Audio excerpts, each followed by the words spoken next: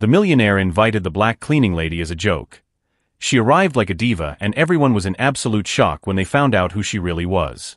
The main hall of the Blackwood mansion in Beverly Hills exploded with malicious laughter when Victoria Sterling descended the marble staircase wearing a dress that cost more than the annual salary of most of the people present. It wasn't laughter of admiration, it was pure, cruel mockery. "Look who decided to show up," Richard Blackwood whispered to his guests, raising his glass of Dom Perignon champagne. "Our dear cleaning lady." Victoria Thames was 35 years old and never imagined she would one day step foot in that ballroom as a guest, even if it was a joke. For 2 years, she had cleaned every inch of that mansion, always invisible, always silent, watching those rich people treat each other with rehearsed falsehoods while treating her like furniture. The invitation had arrived 3 days earlier, delivered with a cruel smile she knew all too well. "Charity gala on Saturday," Richard said, handing her the gold envelope. "Dress code, maximum elegance. You surely have something suitable in your wardrobe, don't you?" The laughter of his friends echoed through the hallway. It was an obvious trap, an attempt to humiliate her publicly, to put her in her place in front of California high society. Richard had even invited social reporters to document what he called an educational moment. "Let's make a bet," Richard said to his wife Helena, as Victoria vacuumed the day before. $100,000, she doesn't have the nerve to show up. And if she does, she'll be the entertainment for the evening. Helena laughed maliciously. "You're terrible, Richard. The poor thing will probably show up in something borrowed and feel so out of place that she'll leave within 15 minutes. But Richard Blackwood didn't know two fundamental things about Victoria Thames. First, she had grown up in halls like that, long before she had to clean them to survive. Second, some storms don't destroy, they just teach you how to dance in the rain. As she walked through the hall under the mocking glances, Victoria kept her posture straight and her gaze serene, like someone carrying secrets that could turn that world upside down. His steps were sure, calculated, as if each movement were part of a long-rehearsed choreography. "My God, she really came," whispered Patricia Weston, wife of a senator, to her friend. "And look how she's dressed. Where did she get that dress?" "She probably rented it and will pay for it in 10 installments, replied Vivian Chambers, daughter of an oil magnate, trying to disguise her own insecurity with cruelty. How pathetic. What none of those people knew was that Victoria hadn't bought, borrowed, or rented that dress. She had simply gone back into her own past to retrieve it, a past that Richard would have done anything to erase if he had known it existed. Richard approached her, his chest puffed out with arrogance, surrounded by his billionaire friends. His confidence was sky-high. After all, he had orchestrated this as a public display of power and social control. "Victoria! What a pleasant surprise. I never doubted you'd come. After all, when a person like you receives an invitation to an event like this." "A person like me," Victoria repeated, her calm voice cutting through the air like sharp silk. "Go on, Richard. Finish your sentence." For a microscopic moment, something in her tone made Richard hesitate. There was a firmness there that didn't match the submissive woman he knew from the halls of the mansion. But arrogance quickly took over again. "Well, you know, someone who doesn't normally frequent this kind of environment. You must be feeling quite intimidated by all this elegance." Victoria smiled, not a submissive or nervous smile, but something dangerously serene that made some nearby guests stop laughing instinctively. "Intimidated?" she repeated softly, her eyes meeting his with an intensity that made Richard take a step back without realizing it. "No, Richard. I'm feeling exactly where I've always belonged." The silence that followed lasted only a few seconds, but it was enough for the atmosphere of the party to change completely. There was something about the way Victoria spoke, the way she moved, the way she occupied the space, that defied all expectations those people had about who she should be. Richard cleared his throat, trying to regain control of the situation. "Well, I hope you enjoy the evening. I'm sure it will be educational for you." "Oh, I'm sure it will be educational for all of us," Victoria replied, her gaze slowly sweeping over the group of guests as if cataloging each face for future use. If you're enjoying this story of twists and justice, don't forget to subscribe to the channel, because what those privileged people didn't know was that Victoria Thames carried with her a secret so explosive that it would turn that night of planned humiliation into the greatest lesson on prejudice and underestimating people that Beverly Hills had ever witnessed. Richard was having more fun than he had imagined. Victoria hadn't run away in embarrassment as he had expected.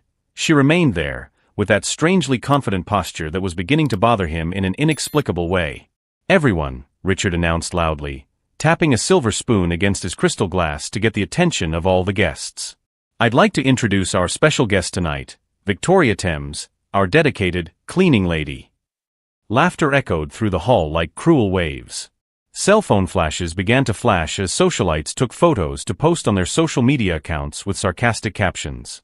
"Richard," Helena murmured beside him, feigning concern, "don't you think you're being a little cruel?" "Cruel?" Richard laughed loudly. "I'm giving her the opportunity of a lifetime. When else would someone like her ever get the chance to attend an event like this?" Victoria stood motionless in the center of the room, all eyes fixed on her. But instead of the embarrassment they expected to see, there was something disconcerting about her expression, a serenity that seemed to come from someone who had weathered far worse storms. Patricia Weston approached with her group of friends, all wearing poisonous smiles. "Victoria dear, tell me, how long did it take you to choose that dress? It must have been so challenging to find something suitable." "Actually," Victoria replied with a calmness that made Patricia hesitate, "this dress has a very special history. It belonged to my mother." "Her mother?" Vivian Chambers laughed nasally. "And where did her mother get a dress like that? At some fancy thrift store?" Victoria smiled, but there was something dangerous in that smile. "My mother wore this dress the last time she was in a ballroom like this. That was 20 years ago, when she was still Victoria Thames Blackwood." The silence that followed was deafening. Some people stopped talking, realizing that something important was being said. Richard, who had been laughing with his close friends, turned slowly. "What did you say?" "Thames Blackwood," Victoria repeated, her voice cutting through the air like a sharp blade. "It's funny how some people choose to conveniently forget their own family history." Richard's face began to pale. Helena instinctively grabbed her husband's arm, sensing that something was terribly wrong. "You're delirious," Richard said, but his voice came out less firm than he intended. "I don't know what game you're playing, but—" "This isn't a game, Richard." Victoria took a step toward him, and several guests instinctively backed away. "It's history. Our history. The history you tried to erase when you decided it was more convenient to pretend that certain people in our family never existed." The cell phone cameras continued to record, but now for a completely different reason. Whispers began to spread through the room like wildfire. Helena pulled Richard by the arm. "What is she talking about?" "She's lying," Richard replied, but his hands were shaking slightly. "She's a deranged employee trying to get attention." Victoria reached into her small purse and pulled out an object that made several guests gasp. It was a ring, not just any ring, but the traditional Blackwood family engagement ring, engraved with a family crest and featuring the distinctive blue sapphire that had been passed down for generations. "This ring," Victoria said, holding it up for all to see, "was given to my mother by her father, Henry Blackwood. My grandfather. The man you told your children died without an heir." Richard was now visibly shaken. "Where did you get this? How dare you steal?" "Steal?" Victoria laughed, but there was no humor in the sound. "Richard, you can't steal something that is rightfully yours by birthright." Patricia Weston, who had been watching open-mouthed, whispered to her friend, "My God, do you think she's telling the truth?" "Impossible," Vivian murmured, but her voice no longer sounded so confident. "Richard would have told us if he had a cousin." Victoria heard the whisper and turned to them. "Cousin? No, dear. I'm not Richard's cousin." She paused dramatically, looking directly at Richard. "I'm his half-sister." The room exploded in murmurs and muffled exclamations. Richard looked as if he had been struck by lightning. "This is ridiculous," he shouted, but his voice cracked. "My father would never. You're making this up." "Henry Blackwood had an affair with my mother, Isabella Thames, for 5 years," Victoria continued relentlessly. "She was the family's piano teacher. When she found out she was pregnant with me, your father promised to take care of us. And he kept his promise, until he died."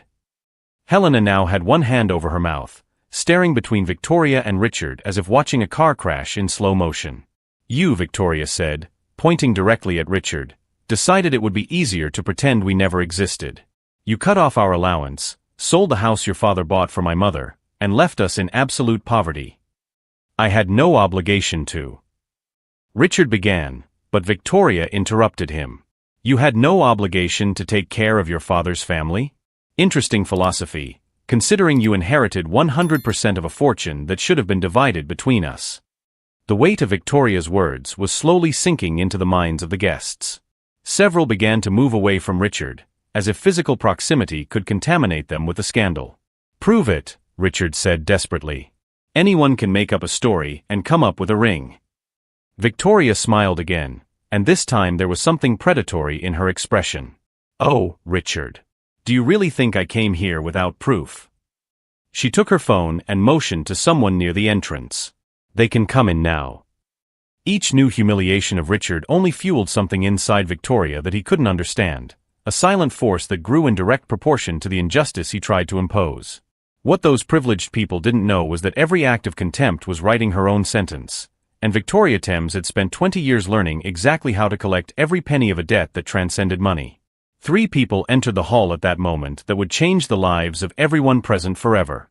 The first was Diane Morrison, Beverly Hills' most respected investigative journalist. The second was David Chun, an attorney specializing in inheritance law. The third made Richard Blackwood stagger as if he had been punched in the stomach. Dr. Hamilton? Helena murmured, recognizing the family's private physician. What are you doing here? Dr. Hamilton, who had treated Henry Blackwood during the last years of his life, walked to the center of the room. His hands were shaking, but his voice was steady. 20 years ago, I was forced to sign a falsified death certificate. Henry Blackwood did not die of natural causes. He was slowly poisoned with arsenic over a period of months. The hall erupted in muffled cries. Diane Morrison raised her hand. Please keep your phones away. This is an official confession being recorded for legal purposes. Richard was visibly desperate, sweating. You're crazy, Hamilton. My father died of heart problems.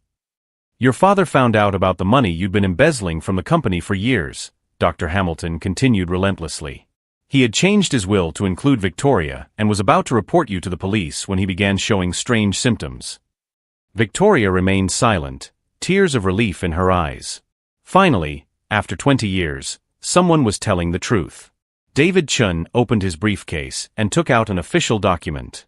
This blood sample was tested last week by an independent laboratory. The arsenic levels were fatal. You're making this up. Richard shouted, but his voice was completely uncontrolled. It's a conspiracy to ruin me. Diane Morrison stepped forward. Mr. Blackwood, I have transcripts of 5 conversations you had with Dr. Hamilton between 2003 and 2004, where you threatened to ruin him professionally. Victoria finally spoke, her voice cutting through the chaos like a knife. Richard, you didn't just kill our father. You stole 20 years of my life. I didn't kill anyone. Richard pointed his finger in all directions. You're all lying.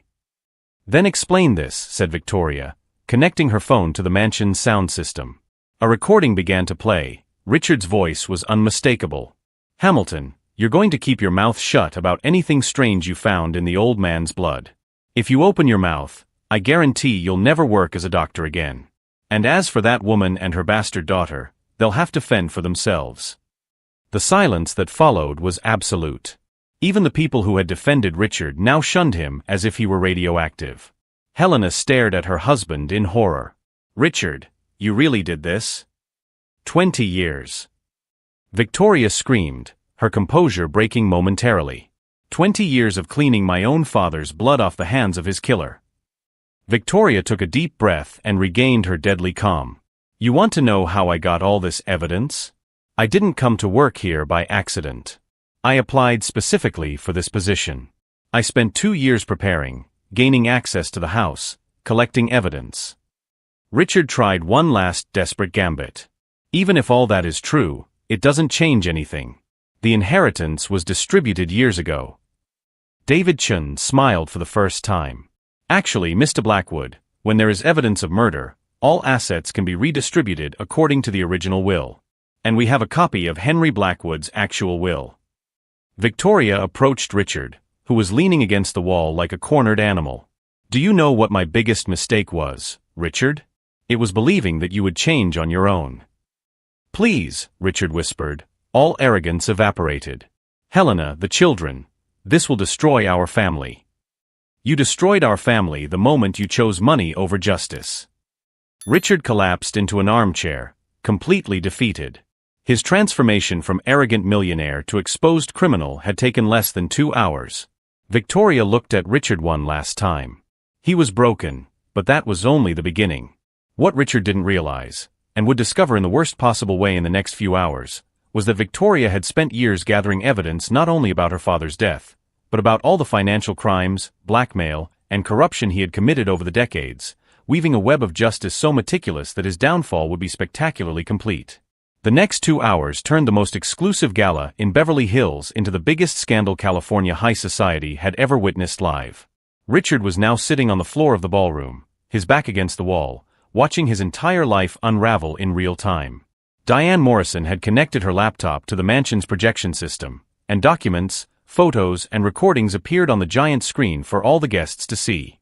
This is a bank transfer of $200,000 from Richard Blackwood's personal account to Dr. Hamilton, dated 3 days after Henry Blackwood's death, Diane narrated as the image appeared on the screen. The memo on the transfer reads, "Silence is golden." Helena was now on the other side of the room, as far away from her husband as possible, crying silently as she processed 20 years of lies.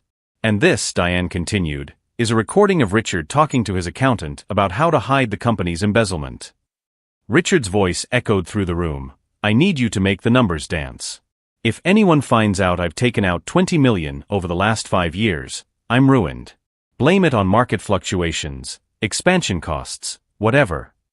Patricia Weston whispered to her friend, "My God, he stole from his own company?"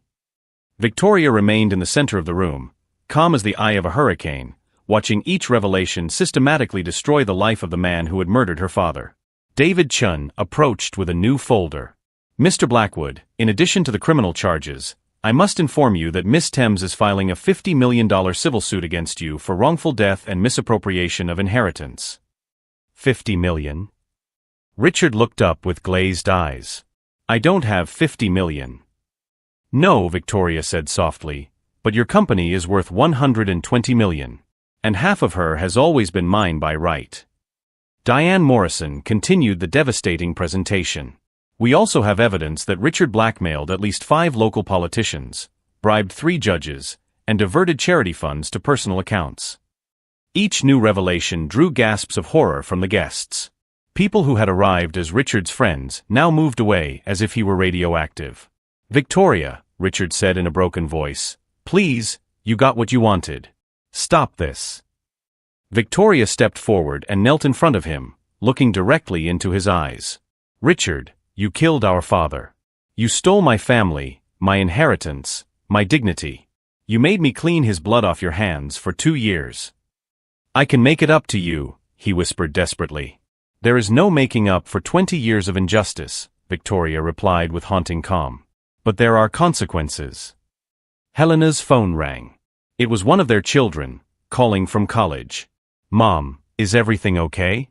Are they saying on the internet that Dad is a murderer?" Helena looked at Richard with utter disgust. "His own children are finding out what kind of monster you are on social media." Richard tried to stand, but his legs gave way. "Helena, please, the children." "No." Helena screamed, silencing the entire room. "You don't mention our children. You've shamed them forever." Dr. Hamilton approached Victoria. "Miss Thames, I must inform you that I have already contacted the police. Richard will be arrested later today." "For murder?" Victoria asked. "Murder, fraud, blackmail, tax evasion. He will spend the rest of his life in prison." Victoria turned to the guests, who watched her with a mixture of admiration and terror. "I want everyone to understand one thing. I didn't do this for revenge. I did this for justice. For all the people who have been trampled on by men like Richard Blackwood." Patricia Weston approached hesitantly. "Victoria, we're so sorry. We didn't know." "You knew I was treated like a subhuman," Victoria replied firmly. "You laughed. You participated. The only difference is that now you know I have more money than you." The sound of sirens began to echo from outside. The police had arrived. Richard looked at Victoria one last time. "You've destroyed my life." "No," Victoria said, standing up with all her dignity. "You destroyed your own life the moment you chose evil. I just made sure the truth came out." As the police officers entered to arrest Richard, Victoria walked out onto the balcony. Outside, dozens of reporters were waiting. TV cameras, photographers, journalists. The story had already spread. Helena approached her on the balcony. "Victoria, I really didn't know anything." "I know," Victoria said gently. "You were also a victim of his. What's going to happen now?" Victoria looked out at the city sparkling below. "Now, Helena, justice will finally be served. And maybe Beverly Hills will learn that class has nothing to do with a bank account." As Richard was led away in handcuffs by the police, passing through the same hall where he had tried to humiliate her hours earlier, Victoria felt something she hadn't felt in 20 years: peace. What Richard would discover in the next few hours in jail was that Victoria had planned every detail not only of his downfall, but also of the complete rebuilding of her own life, and that the Blackwood Empire now had a new heir who would make sure to use that power to protect exactly the kind of people he used to trample on. 6 months later, Victoria Thames Blackwood sat in Richard's former office, now completely renovated. The walls that once displayed trophies of arrogance now displayed certificates from social projects and photos of employees promoted from entry-level positions to executive positions. Richard had been sentenced to 25 years in prison without the possibility of parole. The charges included murder, corporate fraud, blackmail, and tax evasion. His personal fortune was completely confiscated to cover compensation to the victims. Victoria was just one of many people he had harmed over the years. "Miss Thames Blackwood," said Amanda, her new executive assistant, who had previously worked as a cleaner in the building, "Forbes magazine is here for the interview about the company's transformation." Victoria smiled. In 6 months, she had increased the company's profits by 40% simply by treating employees like human beings. Fair wages, promotions based on actual merit, and a respectful work environment had created a level of productivity that Richard had never achieved with his toxic leadership. Helena had divorced immediately and moved out of state with her children. Before she left, she sought out Victoria to apologize in person. "You could have destroyed us completely, but you chose to protect my children. I will never forget your generosity." "Children don't pay for their parents' sins," Victoria had replied. "They deserve the chance to be better people than he was." Dr. Hamilton now worked as a medical consultant for the company, offering free care to all employees. "I never thought I'd have the courage to do the right thing," he told Victoria during a meeting. "You taught me that it's never too late to find our dignity." Patricia Weston and Vivian Chambers had tried to reach out to Victoria in the weeks following the scandal, but she kept them at a polite distance. "You laughed at me when you saw me as inferior. Now you want my friendship because you found out about my bank account. That says everything about you." Victoria's story had gone viral worldwide. She received invitations to speak at universities about leadership and social justice, but she preferred to focus on the real work. "I don't want to be famous for suffering," she explained in a rare interview. "I want to be known for what I built afterward." The company now sponsored scholarships for employees' children, a microcredit program for entrepreneurs in underserved communities, and had created the largest domestic violence support fund in California. On a quiet afternoon, Victoria received a letter from prison. It was from Richard. "Victoria, I know I don't deserve forgiveness, but I need you to know, you taught me that the person I became was a monster. I spend every day trying to understand how I turned into someone capable of killing his own father for money. His children asked about you on their last visit. They want to meet the aunt who protected the family when their father failed." Victoria kept the letter without replying. Forgiveness was a personal journey, but justice had already been served. During the interview with Forbes, the journalist asked, "Some people say your revenge was too cruel. What do you say to that?" "Revenge would have been to do to him what he did to me," Victoria replied calmly. "Justice is ensuring that he pays for the crimes he committed and that other people don't suffer what I suffered. There's a fundamental difference between the two." "And what advice would you give to people facing similar injustices?" Victoria looked out the window, watching employees having lunch in the company garden that now offered them respect and dignity. "The best revenge is not to destroy those who have hurt you. It is to build something so great that the injustice you suffered becomes only the first chapter in a story of triumph. That night, Victoria returned home, no longer to the small apartment where she had nurtured her dreams of justice, but to a comfortable house where she had adopted 2 orphan children who, like her, needed a second chance at life. As she helped the girls with their homework, she thought of the father she had never really known, but whose blood ran through her veins.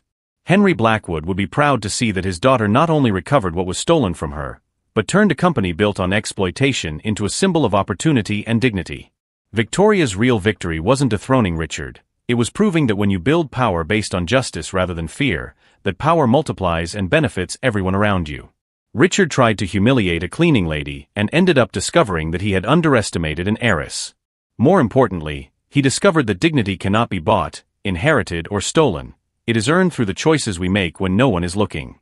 If this story of justice touched your heart, subscribe to the channel for more stories that prove that good always wins when you have the right strategy, and that sometimes, the most dangerous person in the room is the one everyone has chosen to ignore.